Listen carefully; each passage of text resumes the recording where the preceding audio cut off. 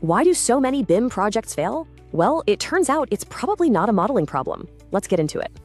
Let's do a quick health check. First, does your team actually know why they're sharing information? Second, for every big decision, is there one person who has the absolute final say, a single owner? And when a model is published, does everyone agree on what that means for the contract? How about your paper trail? Can you show hard evidence for every single approval and closed issue? And what happens after something's published?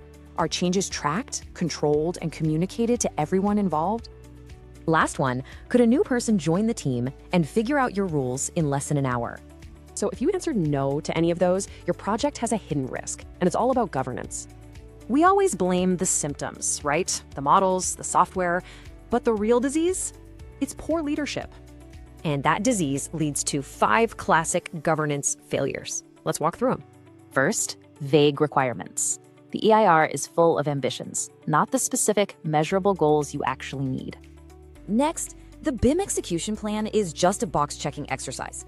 It doesn't really answer the tough questions. Number 3, your BIM coordinator has all the accountability, but absolutely zero authority to make things happen.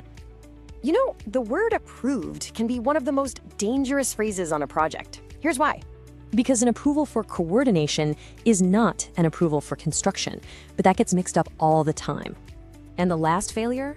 Uncontrolled change. When people go around the system, your audit trail just disappears. And look, these aren't separate problems, they're a chain reaction. One failure literally causes the next. So the real problem isn't the modelers. We treat governance like a BIM task, not a project management one. But the fix is actually pretty simple. The tools and standards, like ISO 19650, they already exist. What's missing is leadership. Project managers need to own information governance. It's a core part of their job. Because at the end of the day, the models didn't fail the project, the governance did. And that's on leadership.